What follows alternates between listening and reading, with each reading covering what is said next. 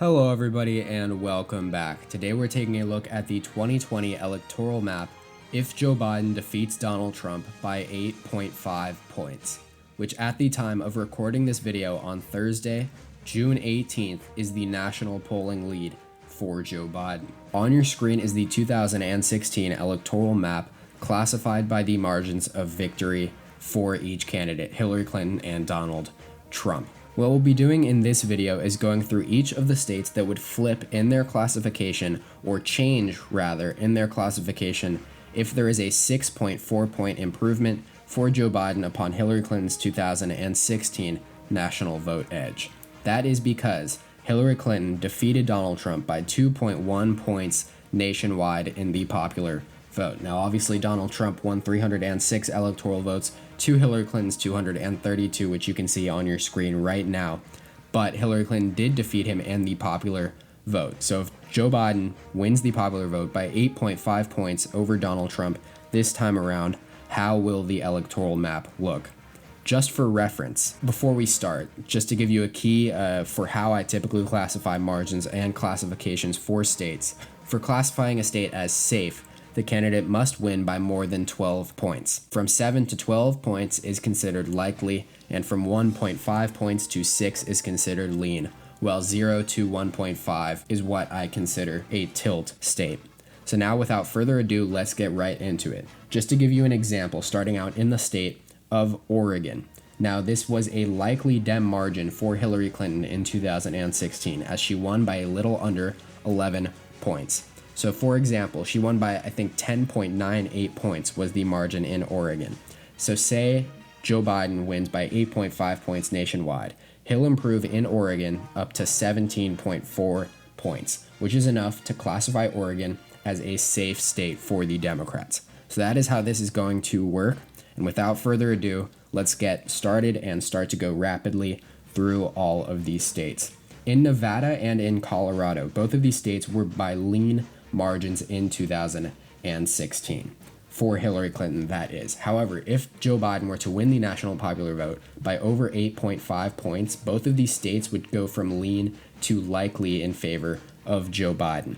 As for the state of New Mexico would go from likely to safe in favor of Joe Biden, which is a little bit more what you see from polling data and from national forecasts for the states of Nevada, Colorado, and New Mexico. A lot of people believe Nevada, Colorado, and New Mexico are practically safe at this point for the Democrats, and this polling data, or this video, would suggest the same. Moving on, however, to a couple of states that are kind of interesting. The states of Alaska, Mississippi, and South Carolina. Now, if Joe Biden were to improve by 6.4 points nationwide, Alaska would move to a likely margin for Donald Trump. Now that's really interesting because so would the state of Mississippi and so would South Carolina. With a 6.4 point increase, or 6.4 point decrease, that is, for Donald Trump in these formerly safe Republican states, they would move into the likely margin, which is something that I thought was really interesting as I was going through this data. But moving on to the state of Texas. Texas would downgrade to a lean in favor of Donald Trump. You might have thought that maybe it would move towards a tilt, but it is not quite there. It is at 2.5 points. So it's close to being a tilt, but it is a lean in favor of Donald Trump. Now moving on to the states of Iowa and Ohio. They would also move from likely to lean, which just goes to show you how large the victories for Donald Trump were in the states of Iowa and Ohio, that a 6.4 point decrease only changes it to a lean. As for the Democrat, Joe Biden, in the state of Minnesota, it would move to a likely in favor of Joe Biden, as would the state of Virginia. And for the state of Delaware, Delaware would move to a safe Democratic state, which is interesting because in 2016, Hillary Clinton only won in Delaware by a little over 11 points, but under the 12-point margin needed for it to be classified as safe for her. Now, Delaware, obviously, Joe Biden is not going to lose. He represented the state for many, many years as senator. It is his adopted home state. Obviously, his home state is Pennsylvania, but there's no chance that he will not win Delaware by a safe margin in 2016. However, moving on to New Hampshire. New Hampshire would move to a lean classification from tilt. New Hampshire was extremely close in the 2016 election, decided by about 0.3 points. Extremely close, about 5,000 votes between the two candidates. However, if Joe Biden were to win by 6.4 more points than Hillary Clinton did nationwide, it would move to a lean classification. Maine's two at-large districts, or two at-large electoral votes rather, would move to the likely column from lean. And Donald Trump's lead in the state, or Maine's 2nd congressional district, that is, would move from likely to lean. That is really interesting because unnoticed that Donald Trump won in Maine's 2nd congressional district by over 10 points and thus made Maine extremely competitive in the 2016 election, which I don't think a lot of people were necessarily expecting.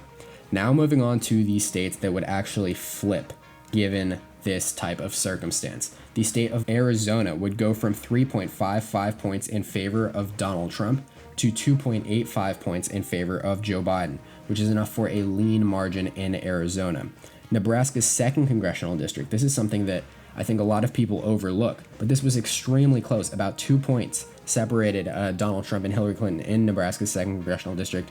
It would move to lean in favor of Joe Biden. So would the states of, obviously, Wisconsin, Michigan, and Pennsylvania would all move to lean in favor of Joe Biden. There were extremely similar margins of victory between these 3 states, very close, all within 1 point between Hillary Clinton and Donald Trump. They would all move into the lean column for Joe Biden in this scenario. As for the states of North Carolina and for Georgia, North Carolina would move to tilt Democrat. Georgia would move to, or North Carolina that is, would move to lean for the Democrats, and Georgia would move to tilt for the Democrats. Georgia was decided by a little or around 5 points in the 2016 election, and a 6.4 point increase would just move it in favor of Joe Biden, which is really interesting because as things stand right now in the national popular vote, Joe Biden would hypothetically carry the state of Georgia.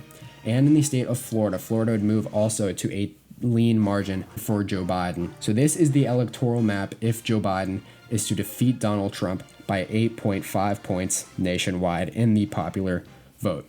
Obviously, this is as big of an electoral landslide as you could possibly imagine in modern day politics. 350 electoral votes for the former vice president to 188 for the incumbent Republican Donald Trump.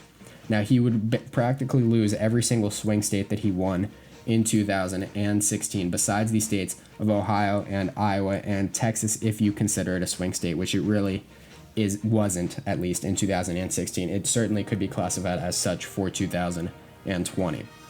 So obviously, I don't think Joe Biden is going to win by this much come November. I think there's a good chance that he won't be able to flip the states of North Carolina, Georgia, Florida.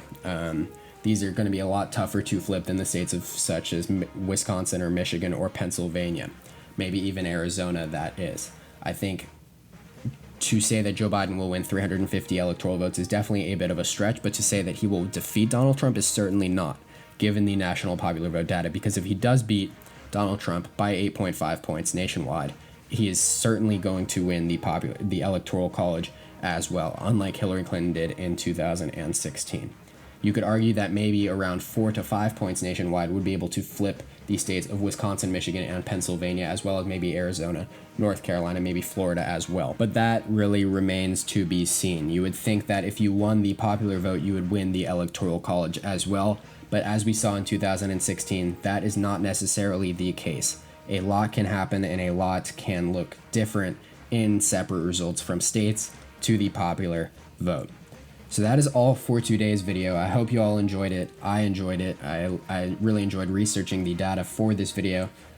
Please make sure to like and subscribe. I put a lot of effort into it. I would really appreciate if you subscribed, as 91% of my viewership is not subscribed, which is really crazy. It only takes a second. Please make sure to hit the subscribe button. It would mean the world to me. So thank you guys all so much for watching. Make sure to tune in next time. A lot more videos like this are to come ahead of the 2020 presidential election in November. We've got a lot of time to go and a lot of data and videos to create. Thank you all so much.